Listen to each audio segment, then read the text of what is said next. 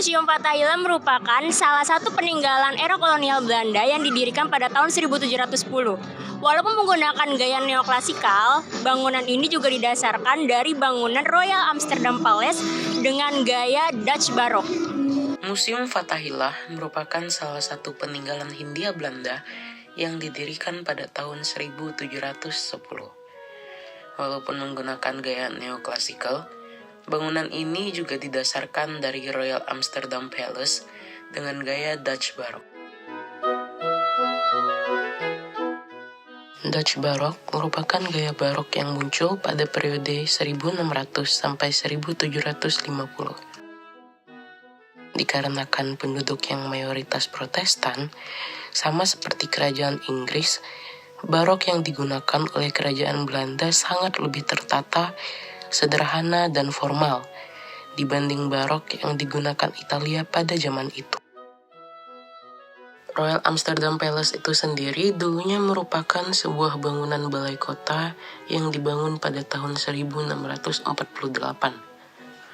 Namun setelah 150 tahun beroperasi, fungsinya diubah menjadi tempat tinggal bangsawan dan kerajaan. Hingga pada tahun 1936, bangunan tersebut kembali menjadi properti negara, di mana sampai sekarang masih digunakan untuk dikunjungi oleh turis dan untuk seremoni-seremoni penting. Royal Amsterdam Palace memiliki keunikan, yaitu menggunakan bahan sandstone dari Auburnkirchen dan Bentheim dari daerah Jerman. Tidak seperti bangunan Dutch Baroque lainnya yang menggunakan bahan dasar batu bata.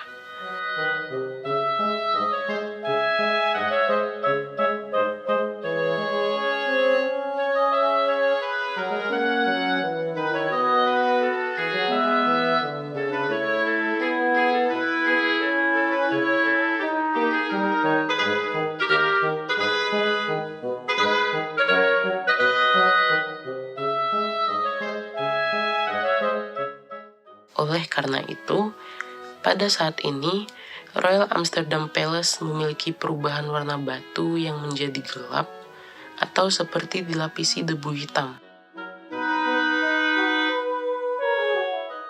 Gaya Dutch Baroque yang digunakan sangat terlihat, terutama dengan roman-roman pilar di fasad dan atap segitiga roman tempel. Mereka juga memberi pahatan terutama di bagian atap dengan 5 dewa Romawi berbeda, dan centerpiece dari fasad tersebut terdapat pada atap segitiga roman tempel yang berisi kumpulan dewa-dewa Romawi.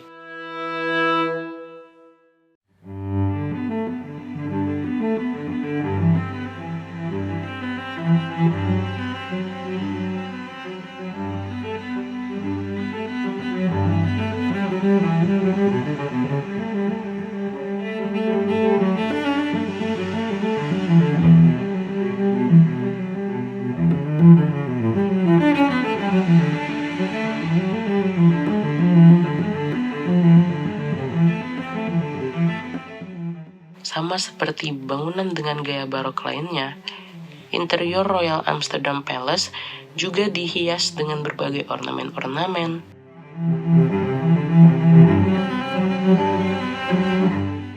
lukisan-lukisan,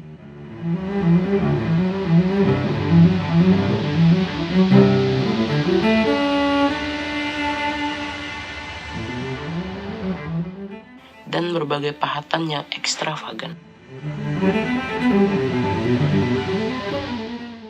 Museum Fathahillah atau dikenal juga dengan Jakarta History Museum awalnya dibangun pada tahun 1710. Sama seperti Royal Amsterdam Palace, bangunan ini awalnya juga merupakan sebuah balai kota. Bangunan ini dijadikan pusat administrasi Batavia di Jakarta pada masa itu, yang juga merupakan ibu kota Hindia Belanda selama 200 tahun. Pada tahun 25 sampai 1942, gedung ini dijadikan kantor pemerintah Jawa Barat dikarenakan pindahnya Balai Kota Batavia pada tahun 1919 ke Jalan Medan Merdeka Selatan nomor 8 sampai 9. Di bawah kedudukan Jepang, Museum Fathahillah pada zaman itu dijadikan pengumpulan logistik Dai Nippon sampai akhir masa kedudukan Jepang.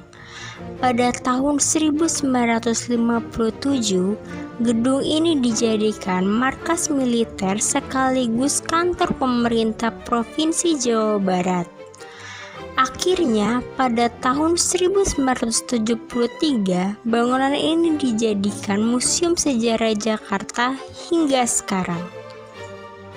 Arsitektur museum ini, walaupun didasarkan pada Royal Amsterdam Palace, tetap mengikuti tren arsitektur pada zaman ini yang sedang populer, yaitu neoklasikal. Gaya yang muncul pada pertengahan abad ke-18 yang merupakan counter movement terhadap barok dan rokoko yang dianggap sudah kehilangan nilai aslinya. Mereka menekankan kesederhanaan, simetri, dan proporsi harmonis, sehingga bisa dibilang pengembalian ke gaya semula. Walaupun begitu, dikarenakan gaya Dutch Barok yang cukup sederhana dan formal, desain Museum Fathahillah masih sangat terlihat jelas kemiripannya dengan Royal Amsterdam Palace.